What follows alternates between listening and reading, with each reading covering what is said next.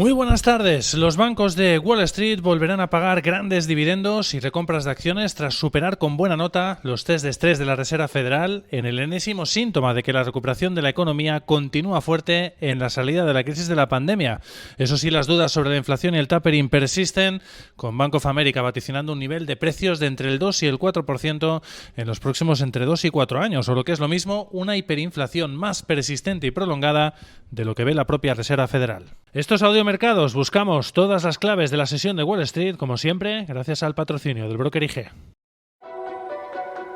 Si mantienes la cabeza en su sitio, cuando a tu alrededor todos la pierden, si sigues creyendo en ti mismo cuando los demás dudan, ¿qué oportunidades ves? Si te encuentras con el triunfo y el fracaso, y consigues tratar a esos dos impostores por igual, si eres capaz de ver la oportunidad, el mundo del trading es para ti. Cuando ves la oportunidad, IG. Con unos futuros que vienen en positivo en esta última sesión de la semana, tratando de prolongar el rally de finales de semana que llevó ayer a Wall Street a cerrar nuevamente máximos históricos gracias al optimismo en torno a la recuperación robusta de la pandemia que reforzaron ayer datos macroeconómicos como los pedidos de bienes duraderos o el PIB final del primer trimestre, pero sobre todo el acuerdo anunciado por el presidente Joe Biden sobre el plan bipartisano de infraestructuras después de esa reunión que mantuvo en la Casa Blanca con el grupo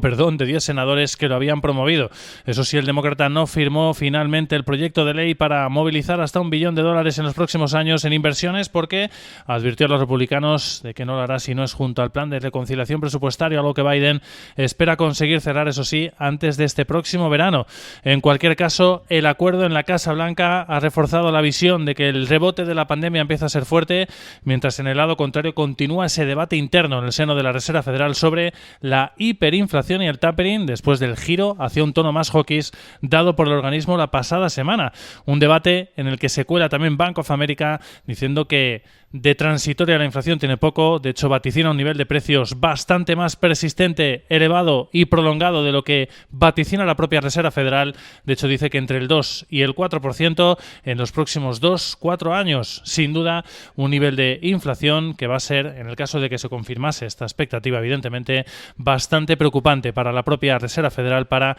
el Banco Central norteamericano. Ese debate a nivel interno persiste. El presidente de la Fed de Nueva York, John Williams, ha defendido en las últimas horas que la economía aún está muy lejos del pleno empleo y que por eso aún no ha llegado la hora de subir los tipos de interés. Su homólogo de Richmond, Thomas Barkin, va en la misma dirección, asegurando que aún queda camino hasta que el mercado laboral vaya hacia el objetivo de la institución monetaria, aunque sí que advierte que la inflación va a estar un tiempo muy elevada, aunque ha defendido al mismo tiempo que será por factores transitorios. Y el presidente de la Fed de San Luis, James Bullard, advierte de que la inflación va a seguir subiendo todavía más en los próximos meses, un riesgo que en su opinión tienen que empezar a tener en cuenta los oficiales de la Fed en sus próximas reuniones de cara a ajustar su política monetaria.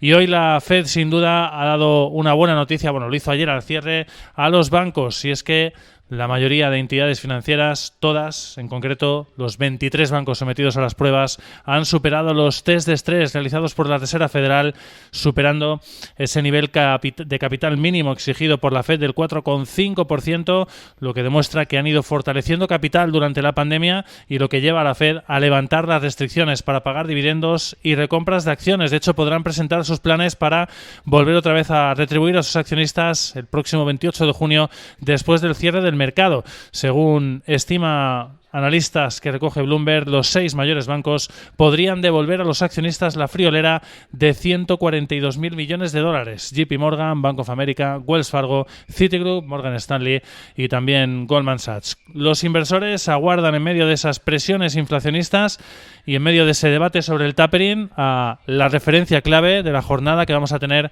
en unos instantes, los precios del gasto en consumo, indicador adelantado de la inflación favorito por la Fed en sus previsiones y que nos va a dar una pista bastante clara sobre si las presiones inflacionistas se están acelerando o justo lo contrario, se están relajando. De momento lo que se espera o lo que espera el mercado es lo primero, que se aceleren hasta ya un 3,4% interanual en mayo desde el 3,1% anterior. A la espera de esta referencia, los futuros de momento vienen en positivo con avances, eso sí, tímidos para el S&P 500 del 0,06% y para el Nasdaq del 0,07%, un poquito más amplios para el Dow Jones Industriales 0,3% arriba. El rendimiento rendimiento del bono a 10 años se mantiene estable, por debajo del 1,5%, 1,49 marca en estos momentos, y el dólar index, la moneda norteamericana, está hoy retrocediendo, marcando risk-on, apetito por el riesgo de los mercados, menos 0,12% en las 91,70 unidades. Por su parte, el petróleo está cayendo de manera entre ligera y moderada. Eso sí, se mantiene de momento por encima de los máximos semanales, por encima de los $73 el crudo americano, de los 75 el Brent, gracias a la confianza en la recuperación robusta de la demanda global de crudo y también en la caída de los inventarios de crudo que hemos visto esta semana en Estados Unidos. Encarrila el petróleo, de hecho, su quinta semana consecutiva de ganancias, con todas las miradas puestas ya en la reunión clave de la OPEP y aliados, que va a tener lugar la próxima semana y en la que en principio se va a empezar a debatir un posible aumento de la producción a partir del mes de agosto para frenar a unos precios que han escalado recientemente hasta máximos de los últimos 3 años, desde finales de 2018. En el lado corporativo, pues tenemos hoy, como decíamos, a los bancos de momento en positivo en pre-market. Eso sí, han moderado un poco avances que veíamos ayer al cierre de Wall Street, una vez asimilados esos stress 3 que han conseguido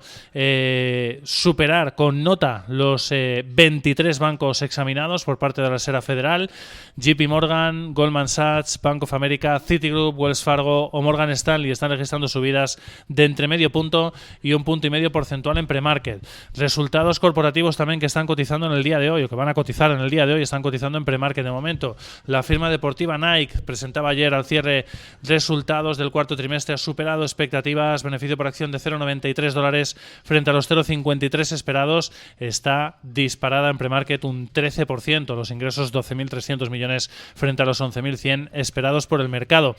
En el lado positivo también vemos a CarMax, la compañía de compraventa y alquiler de automóviles, que ha superado expectativas, beneficio por acción de $2,63 frente a los 1,61 esperados, ingresos de 7.700 millones frente a 6.190 esperados, sube un 5% en premarket. Y en el lado contrario vemos a dos compañías. Por un lado, BlackBerry, que cae un 0,7%, ha decepcionado con sus resultados, es que ha registrado pérdidas inesperadas, menos $0,05 por acción frente a los más 0,01 que esperaba el mercado. Ingresos 174 millones frente a los 206 esperados por analistas. Y también están cayendo las acciones de FedEx, que sí que ha superado expectativas con su beneficio por acción, $5,01 frente a los 4,99 que esperaba el mercado, pero la compañía ha decepcionado con sus previsiones para el próximo trimestre. Sus acciones caen un 3,9% en preapertura. Más movimientos, las acciones de Virgin Galactic están disparadas un 11% después de que la FAA, el regulador aeroespacial, haya concedido la primera licencia para poder